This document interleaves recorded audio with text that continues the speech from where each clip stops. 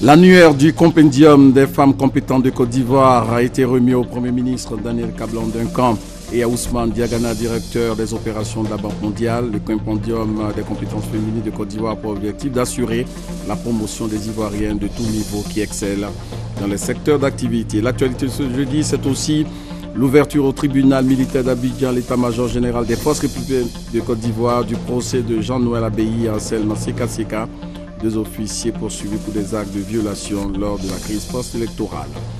La salle de cinéma du Sofitel Hôtel Ivoire ouverte avec le don magique Ivoire, cette salle qui renaît avec une innovation en présence de l'épouse du chef de l'État Dominique Ouattara. Au Ghana, le bilan de l'explosion d'une station-service s'élève à près de 100 morts. Le drame s'est produit hier à Accra, la capitale ghanéenne. Ce sont les principaux titres de ce 20h à suivre également dans ce journal comme tous les jeudis. Le dossier proposé par le service Société de la rédaction. Dans ce dossier, il s'agira de savoir si la resocialisation est possible quand on séjourne en prison ou après la prison. La réponse dans une quinzaine de minutes. Le roi du Maroc, Mohamed VI, a poursuivi sa visite officielle en Côte d'Ivoire, arrivé samedi dernier. À Abidjan, il y reçoit plusieurs personnalités ivoiriennes. Ce jeudi, Mohamed VI s'est entretenu avec Soro Guillaume, président de l'Assemblée nationale. Les échanges ont essentiellement porté sur la coopération ivoiro-marocaine dans le domaine de l'information, mais surtout de la diplomatie parlementaire. Le compte rendu avec Léon Bro. Le président de l'Assemblée nationale reçu par le roi du Maroc, plus d'une demi-heure la durée de cette visite de courtoisie de Guillaume Soro à Sa Majesté Mohamed VI. Normal, le chef du Parlement ne peut rencontrer le souverain chérifien sans évoquer la coopération entre la Côte d'Ivoire et le Royaume du Maroc. L'aspect de ces relations qui a le plus intéressé les deux hommes d'État concerne la coopération interparlementaire entre leurs deux pays. Ce que j'ai pu retenir et percevoir du discours de Sa Majesté, c'est vraiment le fort intérêt à travailler donc au renforcement et à la consolidation des relations entre le Royaume du Maroc et la Côte d'Ivoire. Et je peux vous dire que je pars satisfait parce que Sa Majesté m'a rassuré quant à son engagement plein et entier à faire en sorte justement que la coopération sud-sud ne soit pas que de 20 mots, mais une réalité concrète. J'ai profité au nom de l'Assemblée nationale pour remercier Sa Majesté en ce qui concerne aussi un certain nombre de dossiers que Sa Majesté a bien voulu faciliter. Le président de l'Assemblée nationale est à sa deuxième rencontre avec le roi du Maroc en terre ivoirienne pour évoquer la coopération entre la Côte d'Ivoire et le Maroc. Coopération dont l'excellence explique ce deuxième séjour officiel du roi Mohamed VI en Abidjan en moins d'1 an. Le Premier ministre Daniel Kablan-Duncan a reçu ce matin le tome 1 de l'annuaire du compendium des femmes compétentes de Côte d'Ivoire. Ce document a été également remis à Ousmane Diagana, directeur des opérations de la Banque mondiale en Côte d'Ivoire. Le compendium des compétences féminines de Côte d'Ivoire, il faut le savoir, est un programme initié à la demande du président de la République pour assurer la promotion des cadres ivoiriennes de haut niveau, des jeunes filles diplômées, des femmes de tout niveau qui excellent dans leur secteur d'activité. Maïsako. Les femmes seront plus représentées qu'elles ne le sont déjà à la primature. C'est l'assurance donnée par le Premier ministre Daniel Kablan-Duncan aux responsables du compendium des compétences féminines de Côte d'Ivoire. Le chef du gouvernement a reçu ce jeudi une copie du premier numéro de l'annuaire des compétences féminines. Ce document comprend 1003 femmes classées par secteur d'activité avec des informations utiles sur leur domaine de compétences. Au niveau de la primature, le Premier ministre a embauché un nombre important de femmes. Nous demandons, dans le quota, nous voulons un quota de 30%. Et je pense qu'il est un peu au-delà des 30%. Donc on doit vraiment lui remercier et compter sur lui pour qu'il puisse convaincre les autres décideurs à en faire autant. Il nous a rassurés par rapport au budget. Il nous a dit qu'il allait nous appuyer pour que nous puissions pérenniser cette œuvre. Après le Premier ministre, le directeur des opérations de la Banque mondiale en Côte d'Ivoire, Ousmane Diagana, a échangé avec les femmes du compendium des compétences féminines de Côte d'Ivoire dans les locaux de son institution. Il a lui aussi reçu une copie de la première phase de l'annuaire. Nous avons trouvé là une occasion unique, n'est-ce pas, d'enrichir nos points de contact et par cette voie-là, faire en sorte que nos opérations et nos stratégies soient les mieux possibles collées à la réalité. Parce qu'à l'avenir, ce que nous comptons faire, c'est véritablement de travailler avec ce vivier fort intéressant en termes de consultance et en termes d'assistance dans ce que nous allons faire. D'autres décideurs politiques et économiques des secteurs publics et privés devraient disposer du premier annuaire des femmes compétentes. Cet outil de travail a été mis en place pour les amener à faire plus attention aux compétences féminines. Il vise à terme la réduction des inégalités hommes-femmes. La deuxième édition du prix Alassane Ouattara des jeunes entrepreneurs émergents a été officiellement lancée aujourd'hui. Ce prix a pour objectif d'ouvrir les portes de la vie active aux jeunes et de favoriser la création de richesses. Cette année, ce sont plus de 200 millions de francs CFA mis à la disposition de la jeunesse ivoirienne, une jeunesse qui fait des propositions, une jeunesse qui représente des projets rentables. Les temps forts de la cérémonie de lancement de cette édition 2015 du prix Alassane Ouattara avec Grace Kando. Contribuer à la réduction du taux de chômage et susciter l'esprit entrepreneurial en créant des emplois. Vision du chef de l'État. Le gouverneur du district d'Abidjan en fait sa préoccupation. Beugre Mambé a donc procédé ce jeudi au lancement du prix Alassane Ouattara du jeune entrepreneur émergent. Ce concours, qui est à sa deuxième édition, concerne les jeunes dont l'âge varie entre 18 et 40 ans. Ils ont la volonté de réussir. Ce qui leur fait défaut, c'est l'accompagnement financier et institutionnel. Le gouvernement fait de très gros efforts dans ce domaine et nous qui sommes collectivités territoriales, nous devons accompagner le gouvernement pour bien réussir cette mission parce qu'il s'agit de l'avenir de la Côte d'Ivoire. Plus de 200 millions, c'est le montant qui sera réparti entre les jeunes sélectionnés pour la réalisation de leurs projets. L'année dernière, 20 projets ont été financés et selon le gouverneur du district d'Abidjan, les objectifs ont été atteints. Sur les 20 entrepreneurs que nous avons installés, près de 99%, 98% ont atteint plus de 70 à 80% de taux de réalisation.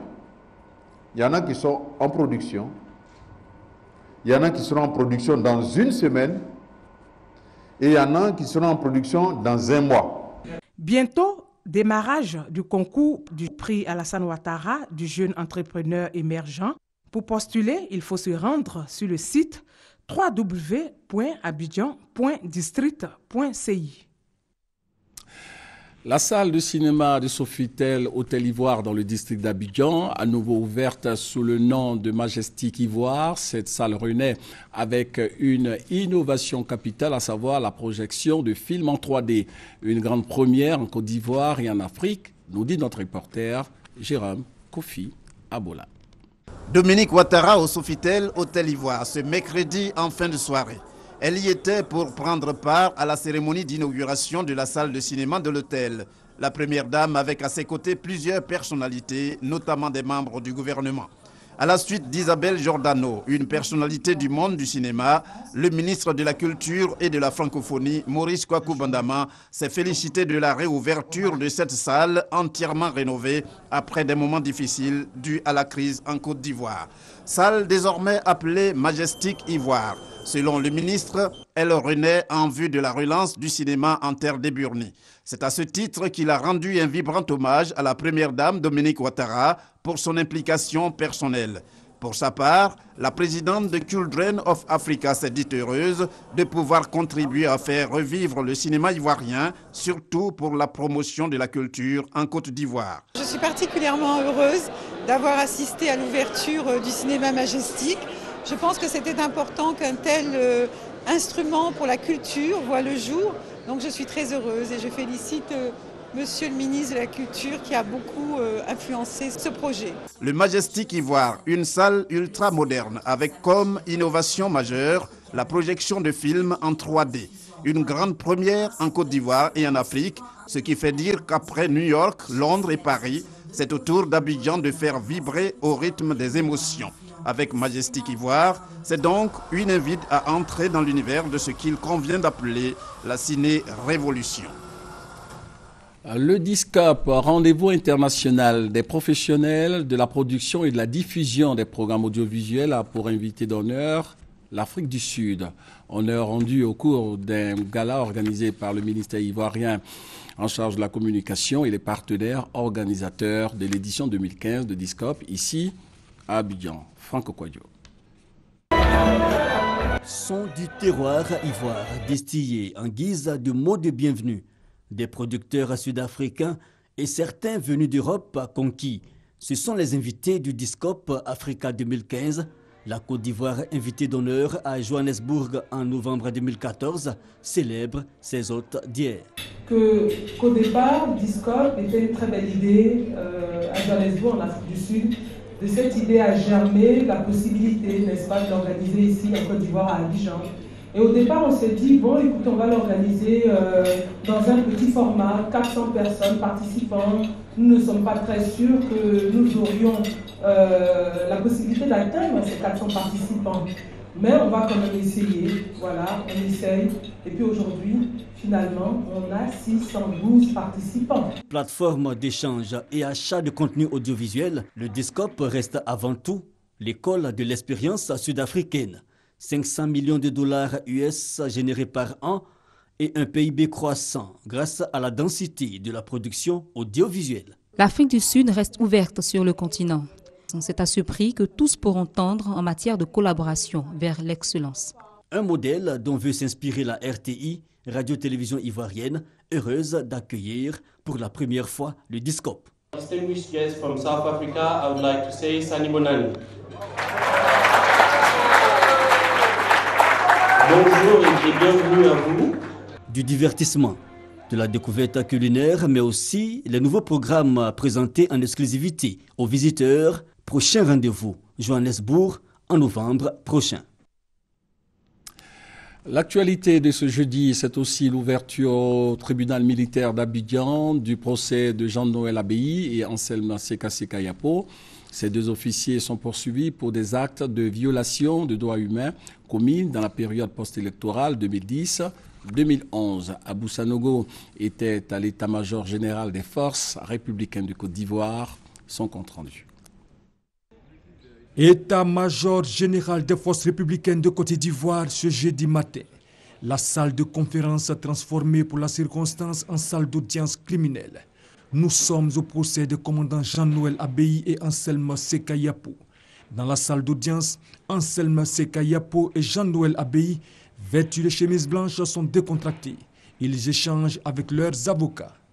À l'ouverture du procès, le procureur militaire, le colonel Ange Benakessi Kwame, situe le cadre de ces audiences et rappelle l'intérêt de ce procès. C'est la marche de la justice traditionnelle. La justice traditionnelle, c'est celle qui, au sortir d'une crise comme celle que les Ivoiriens ont connue, sert à réconcilier les personnes. Elle a pour rôle de rechercher les criminels, de les traduire devant les juridictions pour qu'ils soient punis, pour qu'ils soient sanctionnés. Et pour permettre également aux victimes d'avoir réparation des souffrances et des dommages qu'ils ont subis. Le commandant Jean-Noël Abéhi est poursuivi pour désertion à l'étranger avec complot, violation de consignes, détournement de deniers militaires, coups et blessures volontaires. Concernant le commandant Anselme Seka Yapo dit Seka, il est poursuivi pour assassinat, détournement de fonds publics en vue d'achat d'armes et de munitions de guerre, recrutement de mercenaires et entretien de milices. Outre ces deux commandants, 7 autres officiers de la gendarmerie nationale ont comparu pour violation de consignes. Après vérification de l'identité des accusés, l'audience a été renvoyée à mardi par le président du tribunal, Tahirou Dambélé, pour les débats de fond.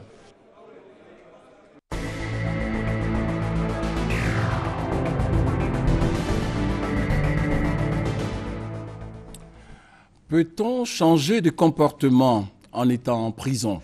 Est-ce possible d'avoir une vie normale après la prison? Comment empêcher la récidive? Quel suivi pour les détenus? En clair, la resocialisation est-elle possible par la prison? Tentative de réponse dans ce dossier du 20h. Autrefois, dans les sociétés africaines, il n'y avait rien qui puisse ressembler à une prison. Lorsque quelqu'un commettait un crime, on le punissait en l'excluant du groupe. Il était banni du village jusqu'à ce qu'il se répande. Aujourd'hui, les sociétés africaines ont copié le modèle occidental en instaurant les prisons.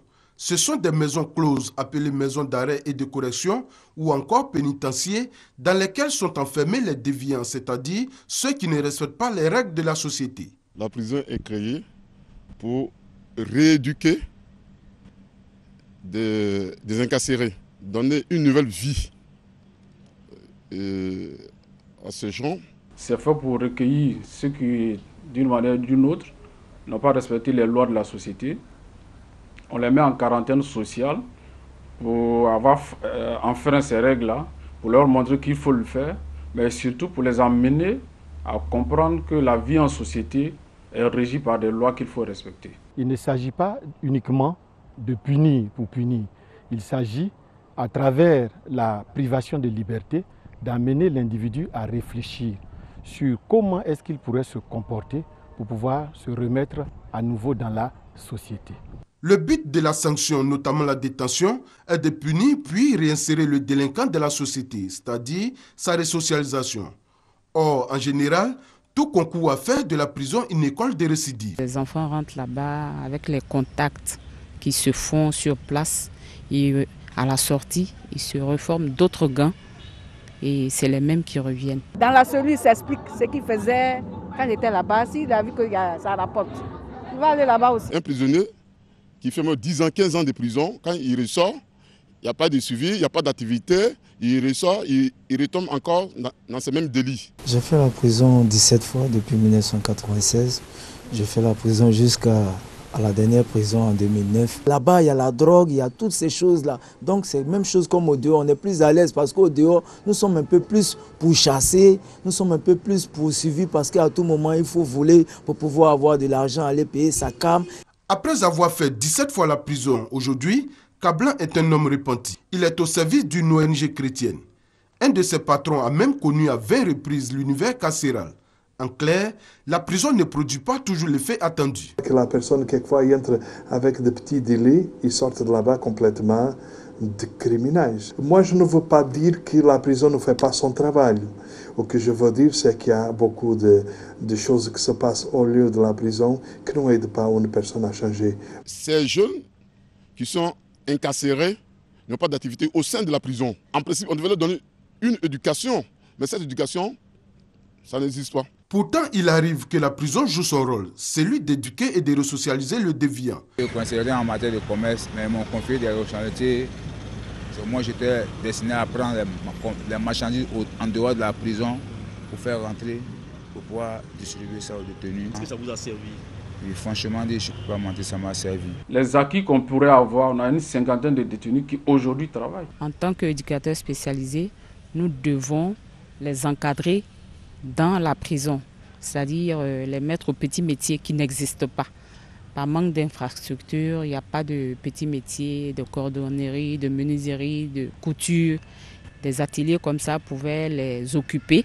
Et après leur incarcération, on devait en principe prendre attache avec des structures pour pouvoir les insérer.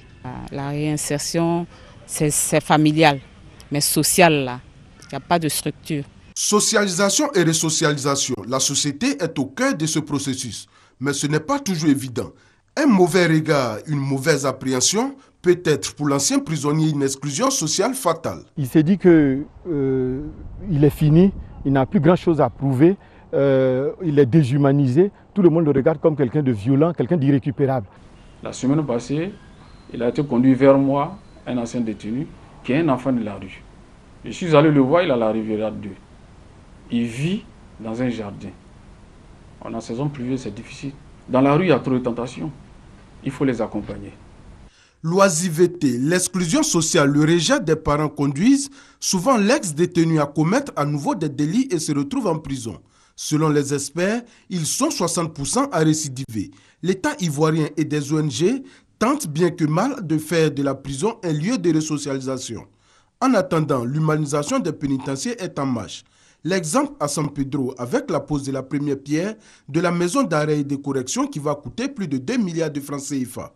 La MACA, la maison d'arrêt et de correction d'Abidjan, à elle seule, compte plus de 5000 pensionnaires pour une capacité d'accueil de 1500 places prévue lors de sa création en 1980.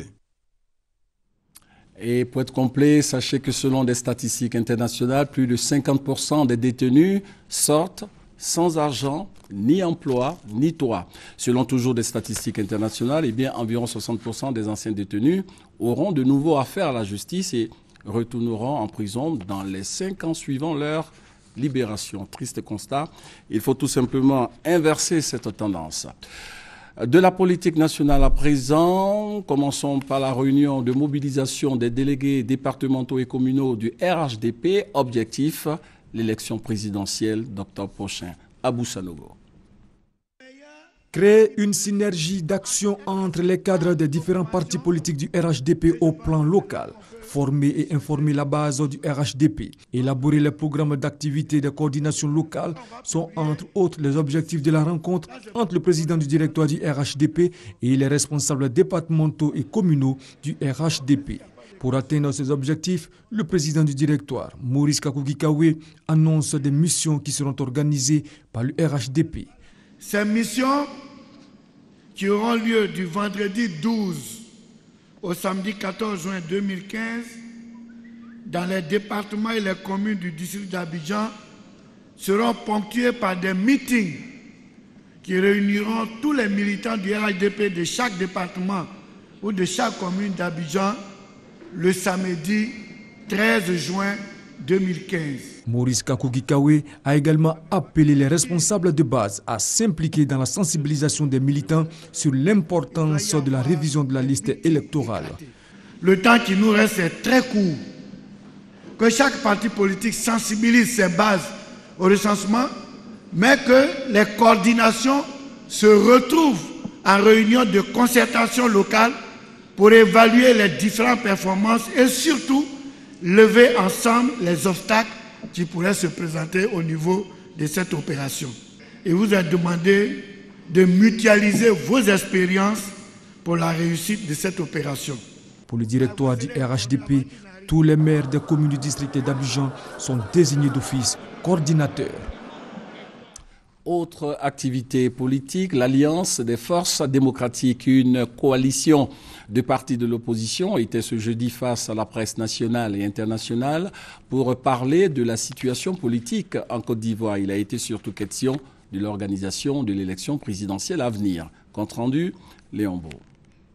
À 4 mois de l'élection présidentielle, le processus électoral inquiète l'Alliance des forces démocratiques, en abrégé AFD, à l'origine des faits de fraude sur la carte nationale d'identité selon Pascal Affi-N'Guessan. Le président de l'AFD indique entre autres la saisie récente de 500 000 cartes nationales d'identité au corridor de Gagnoa, la distribution des CNI issus des opérations électorales de 2010 sans règlement préalable de contentieux sur la question.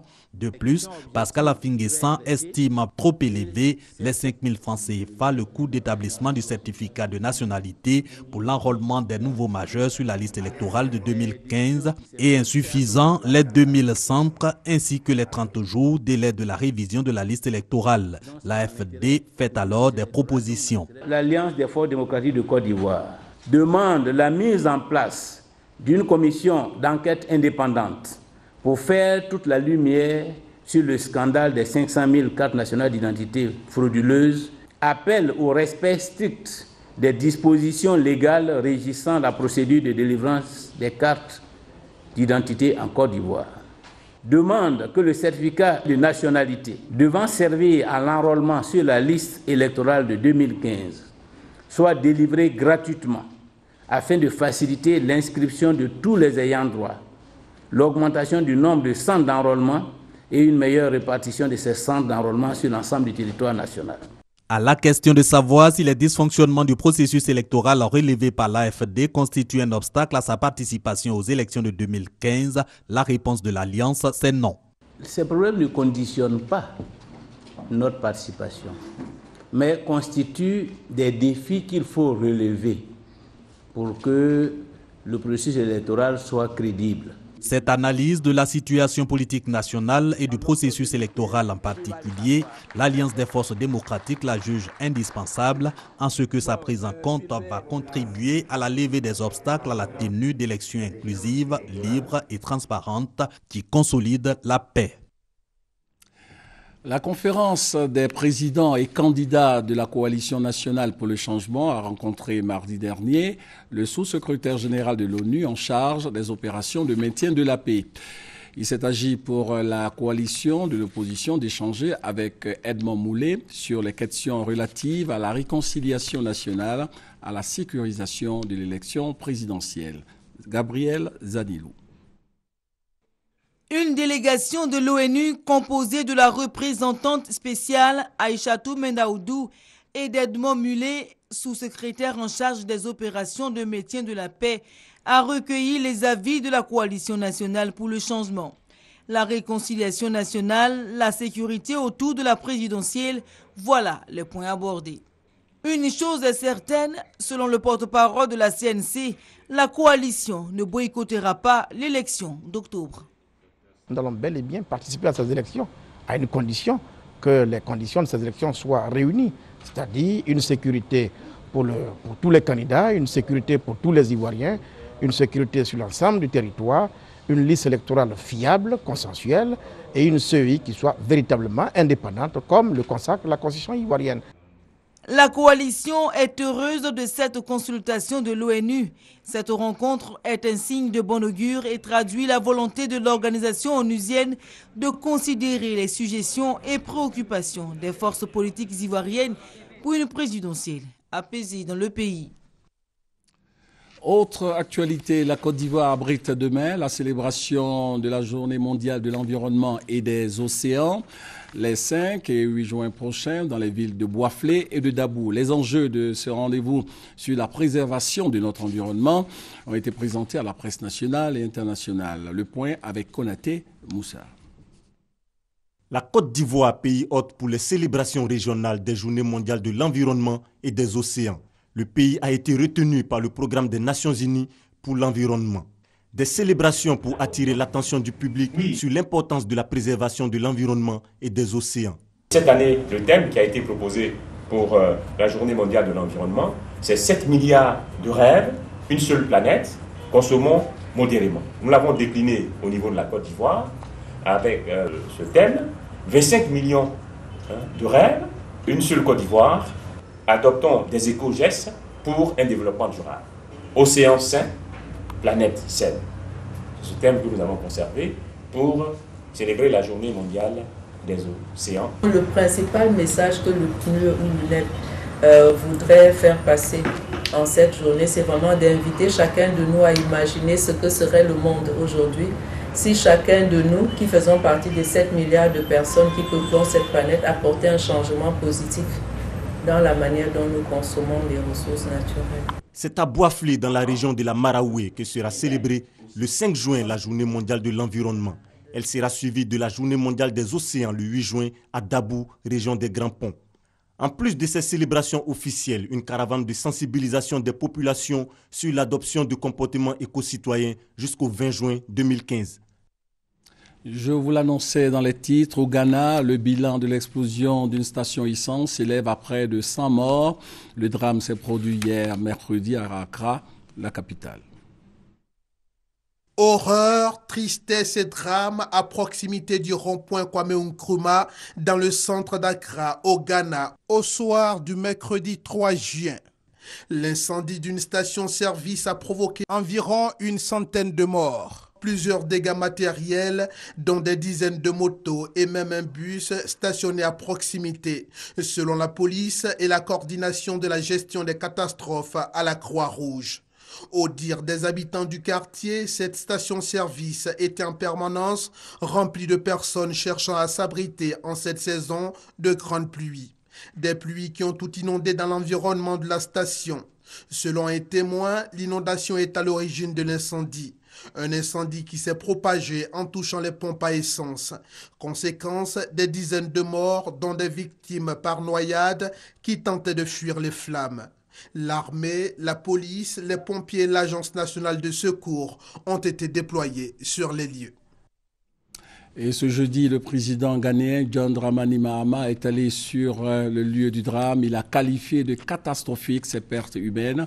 Face donc à cette situation de tristesse, le président ivoirien Alassane Ouattara a adressé ce message à son homologue ghanéen. C'est avec une profonde consternation que j'ai appris la terrible explosion survenue dans une station essence, occasionnant d'importantes pertes de vie humaine et de nombreux blessés. Partageant la douleur du peuple frère du Ghana, le peuple et le gouvernement ivoirien, se joignent à moi pour présenter à votre Excellence, au gouvernement et aux familles éplorées, nos condoléances les plus attristées.